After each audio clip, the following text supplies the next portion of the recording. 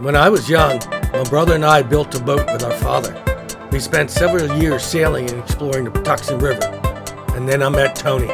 Peter and I spent many happy times on that boat, and so when we got married, we built a larger boat and ventured out into the Chesapeake Bay and its many rivers. We crewed on larger boats with dreams of sailing the world, but then life took another turn. Today, we look forward to retirement with dreams of leaving it all behind. Come join us on our journey to sail the seas. Welcome to the premiere episode of Sailing with No Agenda. My name is Peter. And I'm Tony. This is a channel that we want to share our experiences with. We're approaching our retirement and we want to go back to sailing. We had the dream, we gave the dream up, raised kids, sent them through college, but now we want the dream back. So what this channel is about is us going through the process of trying to figure out what boat we want, how we're going to pay for it, the options, the things that we're going to look for, things like that. And we want to share our experiences because we know there's a lot of people out there like us that are trying to figure out what we're going to do in retirement. Right? Anyway, I grew up in Brooms Island. I went to school in Solomon's Island. Actually took a boat to high school before they built the bridge way back when. We grew up on the water. We learned to sail at a very young age because we were too poor to afford outboards and too lazy to paddle or row. And I did not grow up on the water and didn't really go out much on the water until I met Peter and went sailing with him. I mean, we went crabbing and fishing some, but it wasn't like we were on the water every day. And I certainly didn't know how to sail. But I met Peter and he taught me to sail shortly after I graduated from high school. My first sailing experiences was on a Sea Snark. For those of us that are old enough to remember, the Sea Snark was a styrofoam boat. It was 9 feet long. You had to collect cigarette cartons. I believe it was Cool cigarettes. My mother went around and she collected a bunch of cartons from the store. She didn't smoke. And I think like $100, you had to put $100 in and bang, you had this box with a styrofoam boat.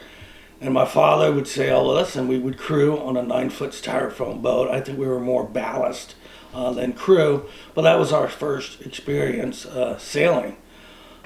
My father went to Ontario to a multihull symposium where he met some of the early multihull designers like Norman Cross and Dick Newick and Jim Brown. And when he came back, he had the plans to the Cross 18. It was a Cross 18 trimaran. And we built that in a year. We had two options, a centerboard or a dagger. We chose the centerboard option. And me and my brothers, we would sail that all over the Patuxent for many years. And then I met Tony. You were 15 when we met, right? 16. 16? And I believe we took you out, and that was your first exposure to sailing. Sailing, yes. We went camping on the boat. We threw a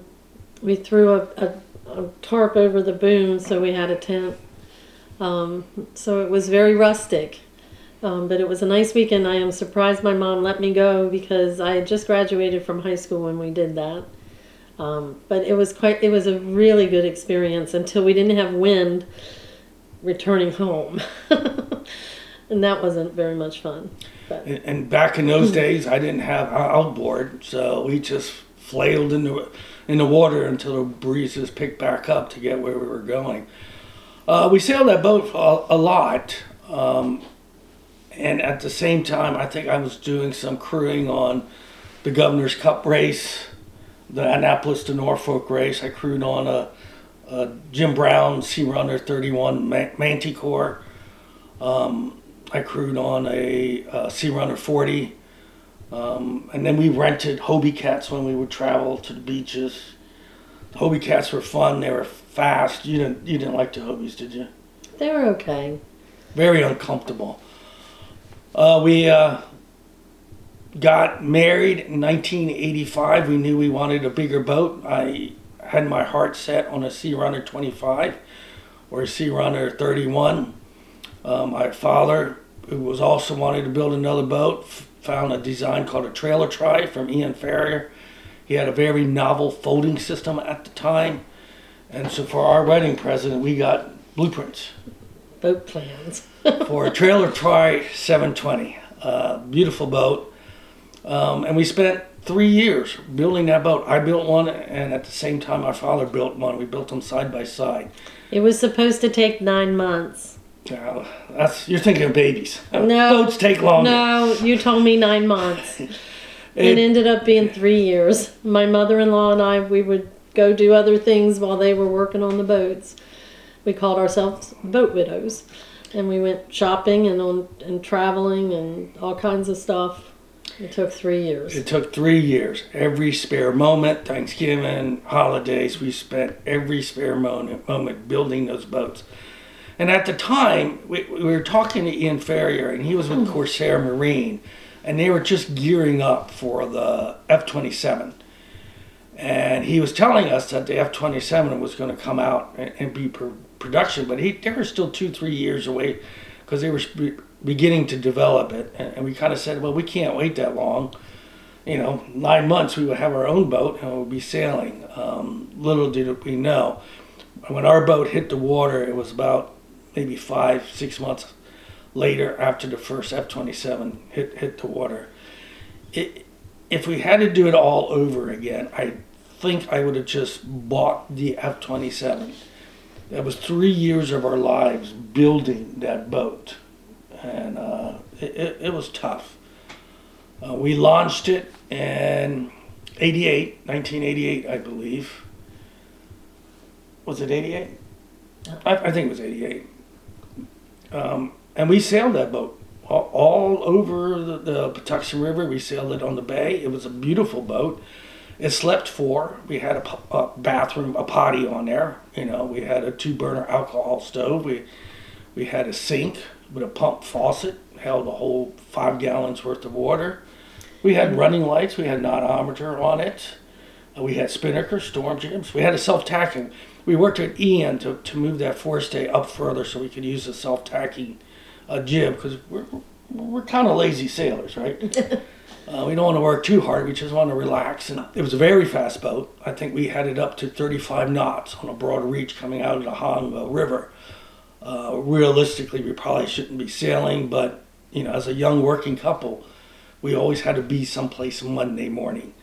So when we went out on Friday or Thursday, we strictly charted our course on what the weather was doing, so we could be back from work on Monday morning. And I would add about sailing that at that speed, and I was always afraid when on the trailer Tri we had the AMA buried, and I was so afraid it was just going to keep going over, and so that was the only thing I didn't like about the trailer Tris, the trimarans. They were always felt like they were going to go over. Right. We buried the AMA on more than one occasion. It was a lot of fun. I remember a lot of fun. It was a lot of fun for him. And the water spraying across and all that. So it was a fun boat, and we started thinking about, what we were going to do next. We wanted to sail around the world. I went back. Not in that boat. But. Not in that boat, but in a future boat. We went back to took a bunch of Coast Guard auxiliary courses and navigation. We even took a celestial navigation course and could navigate with the sextant. Back then, the only thing you really had was Lorraine. It was very expensive, and when you left shore, it was no good anyway. So we learned celestial navigation. We used to keep a sextant on the boat, even though we never left the site and land, but it was fun to take the sights and practice the skills.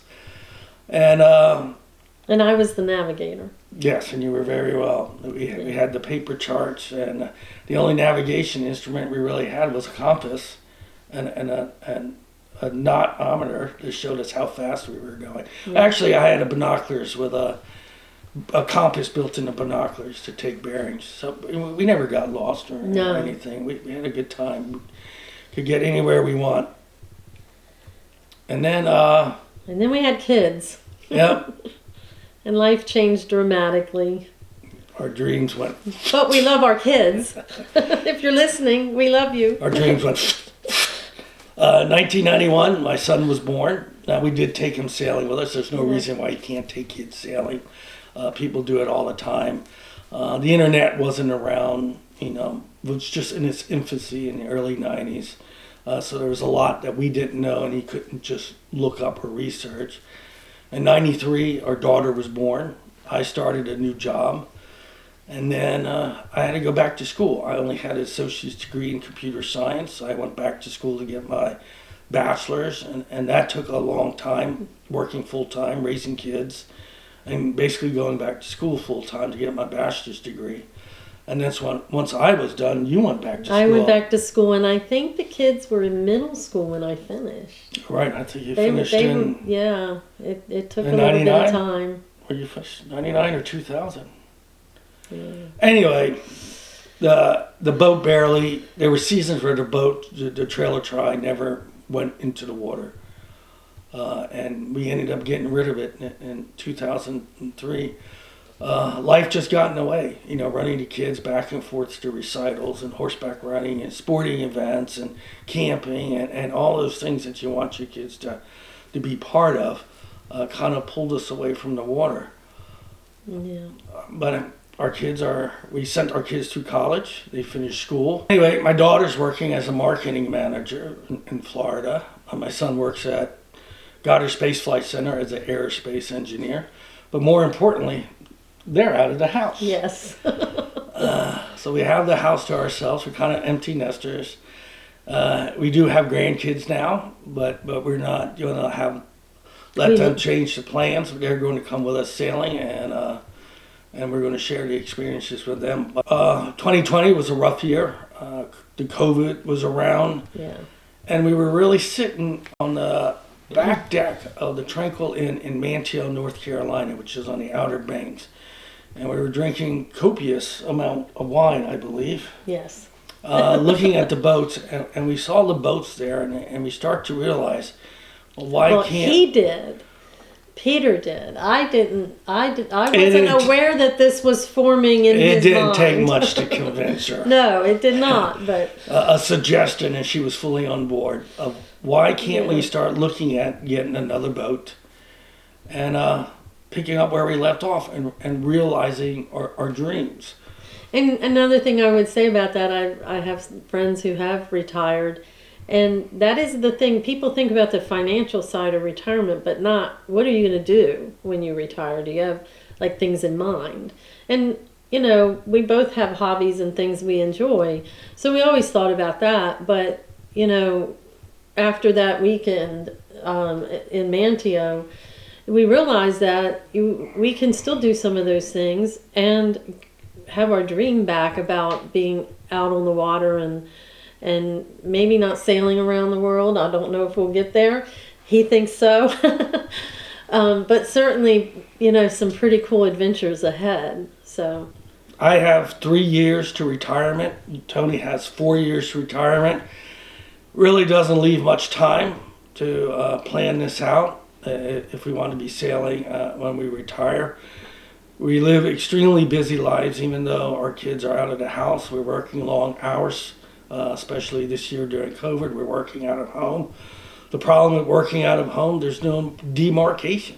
When you're in the office, you got in your car and you went home, and that was the end of your day. Working from home, there is no end of the day. You have meetings 5, 6 o'clock, and it's driving us nuts. We're always on the phone, we're always on the computer, and it makes life a little bit difficult. So I think the first name that popped up for what we want to name our new boat might be No Agenda.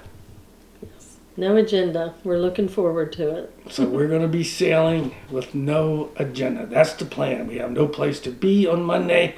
We're going to go where we want. We're going to drop anchor for as long as we want, and we're going to move on. Wherever the winds take us. Yep. So join us. If you like what you're seeing, give us a chance. I know this is only first episode. It's probably going to be boring, but there might be some good stuff.